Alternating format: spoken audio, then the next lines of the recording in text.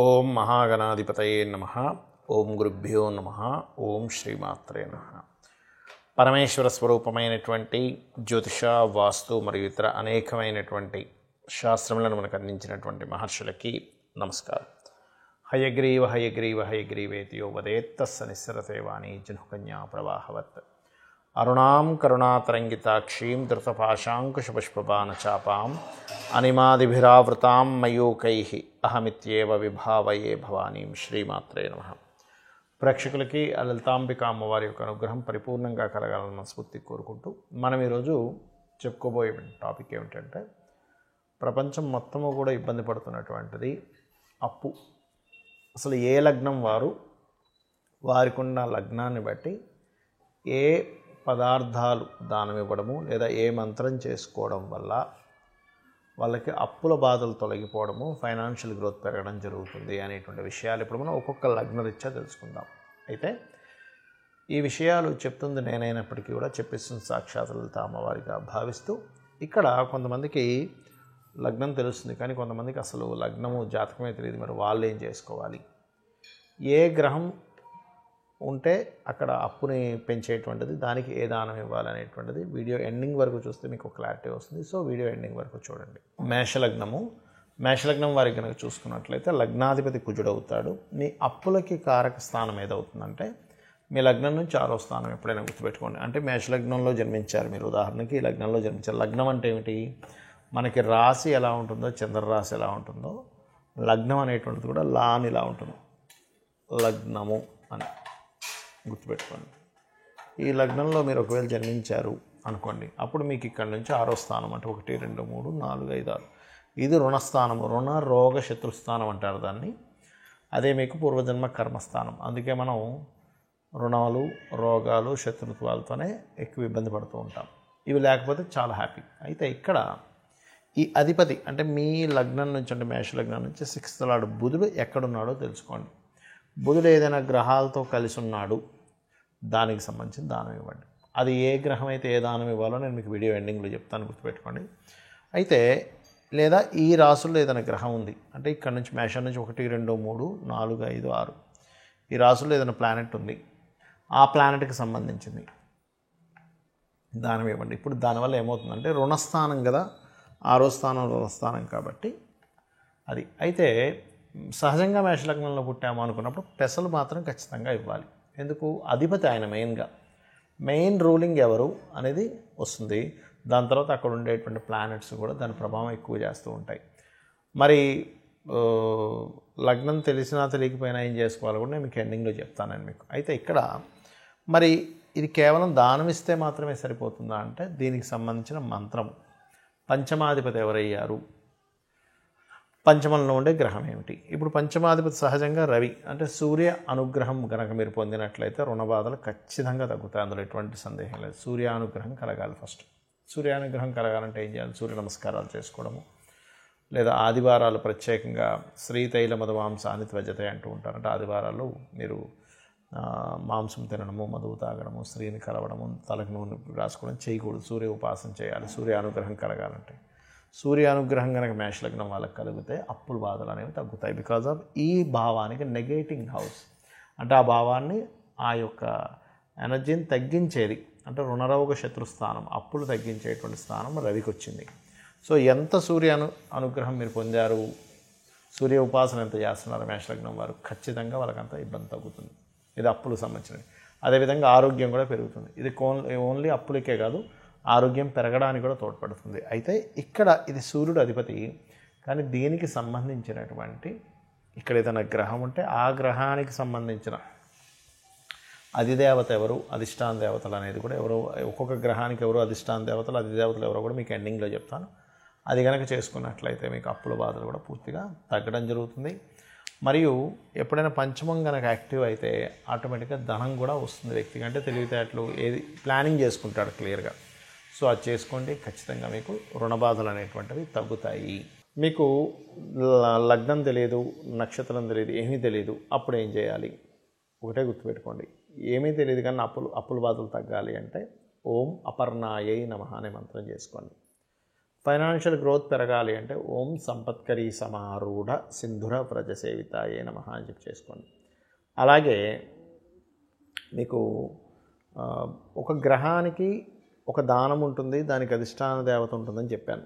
అంటే ఏమిటి? ఉదాహరణకి మేషలగ్నం అనుకుంటే కనుక, మేషలగ్నం కావచ్చు, ఏ లగ్నమైనా కావచ్చు మీరు పుట్టింది, 6వ స్థానంలో ఉండే అధిపతి మరియు ఆ 6వ స్థానంలో ఉండే గ్రహాలు ఏవైతే ఉన్నాయో దానికి సంబంధించి దానం ఇవ్వాలని చెప్పాను. అవి ఏమిటో చెప్తాను ఫస్ట్ మీకు. రవి గనక ఉన్నాడు 6వ స్థానంలో, అప్పుడు గోధుమలు దానంగా ఇవ్వండి ఆదివారం నాడు. ఏ పదార్థమైనా సరే మీరు కేజీంబావు ఇవ్వాలి, ప్లస్ గోధుమలతో రెడ్ కలర్ క్లాత్ ఆదివారం నాడు ఇవ్వండి. ఏ పదార్థమైనా కేజీంబావు, గుర్తుపెట్టుకోండి. చంద్రుడు ఉన్నాడు 6వ స్థానంలో, అప్పుడు బియ్యం ఇవ్వండి, ప్లస్ వైట్ కలర్ క్లాత్ సోమవారం నాడు. కుజుడు ఉన్నాడు, కందులు దానంగా ఇవ్వండి. ఎట్ ఏ సేమ్ టైం కందులతో పాటు రెడ్ కలర్ క్లాత్, అది మంగళవారం నాడు ఇవ్వాలి. ఉదయం 11 లోపల ఇవ్వడం శ్రేష్ఠకరం. అదేవిధంగా బుధుడు ఉన్నాడు అనుకోండి, పెసలు దానంగా ఇవ్వండి, ప్లస్ గ్రీన్ కలర్ క్లాత్. అదేవిధంగా మనకి గురువు ఉన్నాడు, శనగలు ఎల్లో కలర్ క్లాత్. శుక్రుడు బొబ్బర్లు వైట్ కలర్ క్లాత్. శుక్రవారం ఏ గ్రహం అయితే ఆ రోజుకు సంబంధించింది. శని భగవానుడు ఉన్నాడు 6th హౌస్లో. సహజంగా పాపగ్రహాలు మంచిదే. ఏంటి? ఏ గ్రహాలు, రవి కానీ కుజుడు కానీ శని కానీ మంచిదే, కానీ అది పరాక్రమాన్ని, స్పోర్టివ్నెస్ని ఇస్తాయి. కాకపోతే రుణస్థానంలో ఉన్నాయిగా, ఎంతైనా సరే దానికి సంబంధించిన రుణం ఉంటుంది, కాబట్టి అది గుర్తుపెట్టుకోండి. కాబట్టి శని ఉంటే తెల్ల నువ్వులు ఇవ్వడం, బ్లూ కలర్ వస్త్రము శనివారం నాడు. రాహు ఉంటే మినుములు, సిమెంట్ కలర్ వస్త్రము. కేతు ఉంటే ఉలవలు, మల్టీ కలర్ క్లాత్ ఇవి ఇవ్వండి. మరి పంచమంలో ఏదైనా గ్రహం ఉంటే దానికి సంబంధించిన అధిష్టాన దేవతకు కూడా మీకు ఉపాసన చేసుకోవాలని చెప్పాను కదా. రవి అనుకోండి, సూర్య ఆరాధన, శివారాధన. చంద్రుడు గౌరీదేవి యొక్క ఆరాధన, లేదా రాజరాజేశ్వరి అమ్మవారి యొక్క ఆరాధన. అంటే ఆ దేవతా సంబంధించిన మంత్రం చదువుకోవడం, అష్టోత్తరం చేసుకోవడం చేయండి. కుజుడున్నాడు, స్కందుని యొక్క ఆరాధన పంచమంలో, లేదా అగ్నితత్వ రాశులు అయితే నరసింహస్వామి యొక్క ఆరాధన చేయొచ్చు, లేదా ఆంజనేయ స్వామి ఆరాధన కూడా చేసుకోవచ్చు. అంటే పంచమం ఈజ్ మంత్రస్థానం. మీకు ఆ మంత్రస్థానం, ఆ దేవతా ఆరాధన చేయడం వల్ల మీకు తొందరగా రుణరోగ శత్రువు నుంచి విముక్తి కలుగుతుంది. అలాగే ఉదాహరణకి బుధగ్రహం ఉందనుకోండి పంచమంలో, అంటే లగ్నం నుంచి పంచమం. ఈ లగ్నం కావచ్చు, లేదా మిథున లగ్నం అనుకుంటే ఇది పంచమం అవుద్ది, కుంభలగ్నం అనుకుంటే ఇది పంచమం అవుద్ది. అంటే 1, 2, 3, 4, 5వ స్థానంలో ఉండే గ్రహాన్ని ఉపాసన చేయాలి. మనకి గురువు ఉన్నాడు, అప్పుడేంటి? దత్తాత్రేయుడి ఆరాధన. బుధగ్రహం ఉంది, విష్ణు యొక్క ఆరాధన. మనకి ఉదాహరణకి అదే పంచమ స్థానంలో శని భగవానుడు ఉన్నాడు, శివారాధన లేదా ఆంజనేయ స్వామి ఆరాధన. రాహు ఉన్నాడు ఉదాహరణకి, అప్పుడు దుర్గా ఆరాధన, కేతువు గణపతి ఆరాధన చేస్తూ ఉండాలి. అయితే ఇక్కడ ఇంకొంతమందికి ఇక్కడ ఏంటంటే అష్టోత్తరం చదవడం రాలేదు అనుకోండి, సింపుల్గా ఓం నమ శివాయ అనుకోవచ్చు శివారాధన, లేదా ఓం నమో నారాయణాయ విష్ణువు, అమ్మవారు ఓం శ్రీమాత్రే నమః, ఇట్లా చేసుకుంటూ ఉండొచ్చు. అదేవిధంగా గోవులకు కూడా మీకు 6వ స్థానంలో అధిక గ్రహాలు ఉన్నప్పుడు 6వ స్థానంలో ఏ గ్రహం ఉందో దానికి సంబంధించిన పదార్థాన్ని గోవుకు పెడితే ఇంకా తొందరగా ఫలితం వస్తుంది.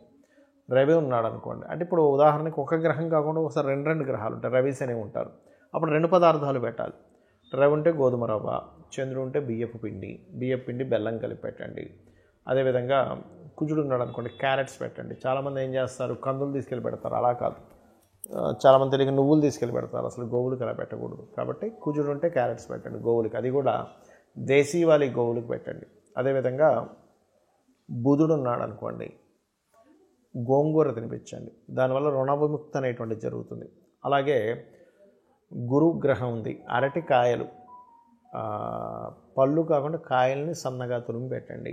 అదేవిధంగా శుక్రగ్రహం ఉంది మీకు 6వ స్థానంలో, అది ఎగ్జాల్టెడ్ ఉందా డెబిలిటేటెడ్ ఉందా అనేటువంటిది ఒక ఎత్తు అయితే, ఫస్ట్ 6th హౌస్లో ఉండే ప్లానెట్కి మీరు చేయాలి, గుర్తుపెట్టుకోండి. మీ పర్సనల్ చార్ట్ ఇన్డెప్త్గా చూస్తే అసలు 6th లార్డ్ ఎవరు, అధిపతి ఇంకే గ్రహంకి ఇచ్చింది అనేటువంటిది అది డిఫరెంట్ థింగ్. ఒక్కోసారి 6లోనే గ్రహం ఉండదు, ఈ 6వ అధిపతి వెళ్ళి ఇంకో గ్రహంతో కలిసి ఉన్నప్పుడు కూడా ఆ గ్రహాన్ని కూడా చేసుకోవాలి. అలాగే శుక్రుడు ఉంటే మీరు ఏదైనా తీపి పదార్థాలు గోవుకు తినిపించవచ్చు. చపాతీకి ఒక 3 చపాతీలు తీసుకుని దాని మీద తేనె రాసి తినిపిస్తే కూడా మీకు ఫైనాన్షియల్ గ్రోత్స్ పెరుగుతూ ఉంటాయి. శని భగవానుడు ఉన్నాడు 6లో, బెల్లము తినిపించండి గోవుకి. రాహు ఉన్నాడు, అదే బెల్లాన్ని 4 ఉండలుగా చేసి తినిపించవచ్చు. కేతు ఉన్నాడు, మీకు ఉలవలు, ఎలా అయితే మనం దానం ఇస్తాం అదేవిధంగా గ్రాసము గోవుకు తినిపించవచ్చు. అయితే ఇక్కడ ఒక విషయం ఏంటంటే ప్రతిసారి 6వ స్థానంలోనే గ్రహం ఉండాలని రూల్ లేదు. ఈ 6వ అధిపతి వెళ్ళి ఏ గ్రహాలతో కలిసిందో కూడా చూసుకోండి. అంటే ఉదాహరణకి మిథున లగ్నం తీసుకోండి. మిథున లగ్నానికి 6th లార్డ్ శుక్రుడు. ఈ శుక్రుడు వెళ్ళి ఎవరితో కలిశాడు? గురువుతో కలిశాడా, శనితో కలిశాడా, రవితో కలిశాడా, అస్తంగత్వ దోషంలో ఉన్నాడు, అవి చూసుకొని ఆ గ్రహానికి శుక్రుడికి ప్లస్ కలిసిన గ్రహానికి కూడా దానం ఇవ్వండి. దీంతోపాటు ప్రతిసారి 6వ అధిపతే రూల్ చేయాలని రూల్ లేదు. 6వ అధిపతి ఇంకో గ్రహానికి ఇస్తుంది. అది మీ పర్సనల్ చార్ట్ బట్టే ఉంటుంది. ఆ గ్రహం ఎవరయ్యో దానికి సంబంధించిన దానం ఇస్తే కూడా 6వ అధిపతి ఎక్కడెక్కడ రాశుల్లో ఉన్నాడు, ఏ గ్రహాలతో కలిసినాడు, అందులో ఏది స్ట్రెంగ్త్ఫుల్గా ఉంది, ఏది వీక్గా ఉంది అనేటువంటి దాన్ని తీసుకొని దాన్ని ప్రిడిక్ట్ చేయాలి. ఈ రకంగా మీరు కనుక చేసుకున్నారంటే ఖచ్చితంగా మీరు రుణ విముక్తి కలుగుతుంది. బికాజ్ ఆఫ్ మన పూర్వజన్మ కర్మ అంతా కూడా 6వ స్థానంలో ఉంటుంది. ఈ 6వ స్థానం ఎప్పుడైతే మీరు క్లియర్ చేసుకోగలుగుతారో రుణ విముక్తి, రోగ విముక్తి, శత్రు విముక్తి కూడా జరుగుతుంది. శ్రీమాత్రే నమః.